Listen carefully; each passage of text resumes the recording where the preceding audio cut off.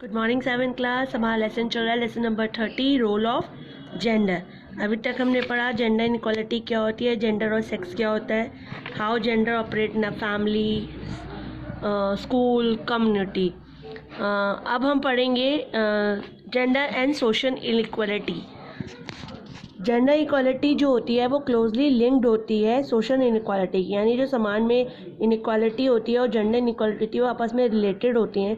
Social inequality जब आती है जब रिसोर्सेज सोसाइटी में डिस्ट्रीब्यूट होते हैं अनइवनली, यानी जब रिच और पुअर का भेदभाव होता है, किसी को कम किसी को ज़्यादा मिलता है, तो समाज में सोशल इनइक्वालिटी ऑकर होती है। और इसी की वजह यही जो वजह है, कुछ कारण है जिसकी वजह से जब पर्सन को ये आप ये कह लीजिए टिपिकली जो कुछ चीज़ें अलॉट की जाती हैं, कुछ चीज़ें दी बांटी जाती हैं, या कुछ सोशली कुछ कैटेगरीज कुछ व्यक्तियों को मिलती है, कुछ को नहीं मिलती है, तो सोशल इनइक्वालिटी आपको दिखाई देती है। मैन और वुमेन्स जो है वैसे तो इक्वल हैं, उनको सेम राइट और ड्यूटीज़ मिले हैं कॉन्स्टिट्यूशन के हिसाब से, but in practice how that is no so. पर ऐसा रियल में नहीं है। More boys than girls in school. क्या होता है, बॉयज़ ज़्यादा होते हैं गर्ल्स स्कूल इन स्कूल में। गर्ल्स को घर में रखा जाता है घर के काम करने के लिए, लुक आफ्टर करने के लिए अपने छोटे भाई बहनों को।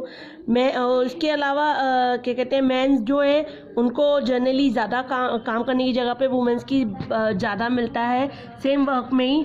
उनको they get better jobs and उनको ज़्यादा अच्छी जॉब्स मिलती हैं, ज़्यादा मतलब फैमिली के डिसीज़न है या सोसाइटी है उनमें उनको ज़्यादा पावर मिलती है, जबकि विमेंस को अपने डिसीज़न लेने का भी राइट नहीं है। इसके अलावा विमेंस गेट मैरिड, मतलब छोटी सी एज में ही उनको शादी कर दी जाती है और बच्चे हो जाते हैं, उसके बाद तो फिर उन्हें कुछ करने दिया जाता ही नहीं है। Economic expects as a gender in the third world जो नंबर ऑफ गर्ल्स है एंड वीमेंस आर मतलब अभी भी गर्ल्स और वीमेंस पॉवर्टी में, गरीबी में व्यतीत कर रही हैं। जो वुमेन्स और मैन के बीच में गैप है वो बहुत बढ़ता जा रहा है, वाइड होता जा रहा है। सम कंट्री में मैन और वुमेन्स को लैंड इक्वली, मतलब लैंड रखने का एक जैसा अधिकार है, पर women's have equality status with man. They also tend to have equal social and political power. कुछ जगह ऐसी है जहाँ वुमेन को इक्वल इकोनॉमिक सिक्योरिटी है मैंस की तरह, उनको भी इक्वल सोशल और पॉलिटिकल पावर है। खासकर वेस्टर्न कंट्रीज़ में तो वुमेन्स की जो पावर है वो बढ़ती जा रही है, entering traditional male dominate profession. जो मेंस की मेंस प्रोफेशन है उसमें विमेंस भी एंटर हो रही हैं और क्या कहते हैं, share house hold work with their partners. मतलब इतना वेस्टर्न कंट्रीज़ जो हैं उन कंट्रीज़ में जो मेल के प्रोफेशंस हैं उसमें ट्रेडिशनली जो चले आ रहे हैं उसमें विमेंस ने पार्ट लेना शुरू कर दिया है, और मेंस घर के जो काम है उनमें अपने पार्टनर्स यानी मेंस का पूरा जो मेंस हैं विमेंस को कॉपरेट कर रहे हैं। थिंग्स आर मतलब चेंज होती जा रही है डेवलपिंग कंट्री में एज वेल एज। अब है क्राइम अगेंस्ट वुमेन। क्राइम क्या क्या होता है वुमेन्स के अगेंस्ट फ्रॉम टाइम, जैसे जैसे टाइम मतलब ये कह लीजिए सोशल रीति, हमारे पुराने टाइम से बहुत सारे सोशल कस्टम्स ऐसे हैं, बहुत सारे ऐसे जो लेडीज़ के साथ में क्राइम्स होता है। जैसे कि सबसे पहले फीमेल फोर्टिसाइड। इसमें क्या होता है, जब एक मदर प्रेग्नेंट होती है तो देन पता लगा लिया जाता है डॉक्टर्स के द्वारा टेस्ट करा के कि वो बेबी है, सन है या गर्ल है। और अगर वो गर्ल होती है तो देन उसको तभी किल कर दिया जाता है। खासकर पुअर फैमिलीज ऐसे करते हैं जिससे कि उनको दहेज वगैरह ना देना पड़े, उससे बचने के लिए बेबी गर्ल को पहले ही मार देते हैं। फिर है फीमेल इन्फेंटिसाइड। अगर पता नहीं चलता और बेबी चाइल्ड हो जाता है देन उस हालात में बेबी चाइल्ड को किल कर दिया जाता है, इन्फेंट्री गर्ल्स इन्फेंटिसाइड कहते हैं। चाइल्ड मैरिज दूसरा थर्ड टाइम। ये एक बहुत ही खासकर पहले बहुत ज़्यादा था कि छोटी सी एज में शादी कर दी जाती थी, पर अब ऐसा नहीं है। अब गर्ल की एज 18 ईयर कर दी गई है, पर अभी भी क्या कहते हैं, ये एक है कुछ जगहों पर है कि छोटी सी एज में गर्ल को मैरिज कर दिया जाता है, मतलब अपनी एज तक आने तक तो वो 2 या 3 बच्चों की मम्मी बन चुकी होती है। Dowry custom. The dowry custom सबसे बुरा ग्रेट सोशल इविल है सोसाइटी में। इसमें एक पनिशेबल ऑफेंस है। इसमें डाउरी को ना लेना और देना दोनों पनिशमेंट होती है। यानी कि डाउरी क्या होती है, दहेज, जिसमें शादी के समय लड़के वाले लड़की वालों से एज ए गिफ्ट मांगते हैं। फिर है नो विडो मैरिज। ये भी एक क्राइम ही है। इसमें क्या होता है, मोस्ट हस्बैंड्स जब तक छोटी एज में शादी कर दी जाती थी, तो जब तक बड़े होते थे तो हस्बैंड्स की डेथ हो जाती थी और गर्ल्स विडो हो जाती थी। इसमें सोसाइटी में सबसे बुरा प्रभाव पड़ा है इसका। इसमें आदमी की बीवी मरने पर तो वो शादी कर सकता था, पर और लेडीज़ शादी नहीं कर सकती थी।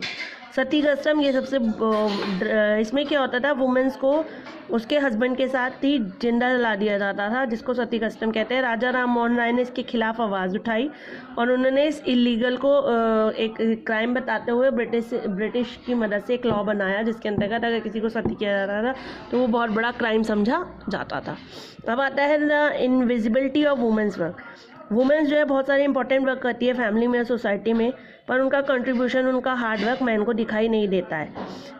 या वर्क डन बाय वुमेन, जो वर्क वुमेन्स करती है really recognised in most culture, but जो वुमेन वर्क है उसको हार्ड वर्क को देखा ही नहीं जाता घर में।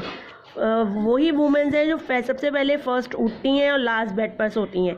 उनकी एम्प्लॉयमेंट जो होती है फैमिली में, काम में और बिजनेस में काउंटेड ही नहीं होता है कि वो कुछ काम कर रही हैं।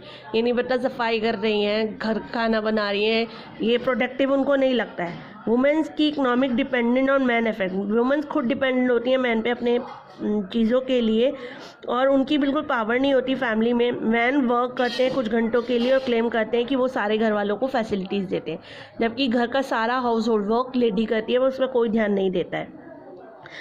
अब ये चेंज होना चाहिए। वी मस्ट रियलाइज, हमें रियलाइज़ करना चाहिए, we do not allow woman to study and work, we make one half of work for inactive and it negative effects our national progress, social wellbeing and economic improvement.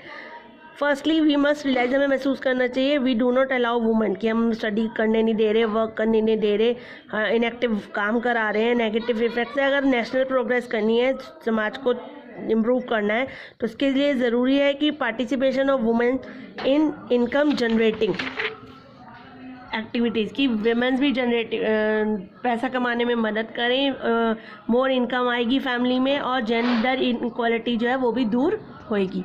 अब है women's empowerment. Women's empowerment जो है वो imply, यानी अगर woman अपनी independence के लिए अपने खुद के डिसीजन लेती है तो भी उसको हम कहेंगे कि वुमेन एम्पावरमेंट हो रही है।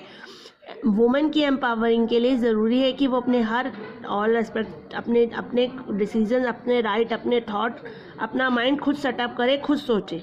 अगर सोशल और फैमिली लिमिटेशन को रिमूव करना है तो ब्रिंग इक्वल, ज़रूरी है सोसाइटी में कि बोथ मेल और फीमेल्स को ऑल एरियाज़ में इक्वली स्टेटस मिले। वुमेन एम्पावरमेंट नेसेसरी है ब्राइट फ्यूचर के लिए, फैमिली की, सोसाइटी की, कंट्री की और देश की तरक्की के लिए। ज़रूरी है कि women's need fresh and more conductive environment conduct करे दैट कैन, उसके अपने खुद के राइट हो, खुद के डिसीजन हो किसी भी मामले में, चाहे वो फैमिली के हो, सोसाइटी के हो या कंट्री के हो। घर वालों ने कह दिया उसको वोट डालना है, नहीं, या फैमिली कहती है नहीं, उसका खुद का सोचना हो। थिंग्स आर बेटर के लिए ज़रूरी है कि थिंग्स चेंज हो। Today there are more girls, school में बहुत सारी गर्ल्स हैं, मोर एंड मोर वुमेन्स हैं होम्स में टू टेक आउट, जो जॉब कर रही हैं, एंगेज हैं अपने आप को बिजनेस में और सोशल वर्क में, तो चीज़ें बहुत चेंज हो रही हैं। This has help many of them to be financially independent. ज़रूरी है कि एक तो उनको मदद करती है, उनको किसी से कुछ मांगना नहीं पड़ता, वो फाइनेंशियली इंडिपेंडेंट होती हैं और सेल्फ कॉन्फिडेंट होती हैं। तो अपनी कंट्री को फुली डेवलप करने के लिए ज़रूरी है कि वुमेन को एम्पावरमेंट मिले और वो एसेंशियल टूल बने। यानी अगर तरक्की करनी है तो उनको राइट्स और ड्यूटीज़ तो हैं, उनको राइट्स हों कि वो अपने डिसीज़न खुद ले सके। ठीक है, चलिए आज के लिए इतना ही। आपका लेसन यही ख़त्म होता है। Okay, have a nice day बच्चा।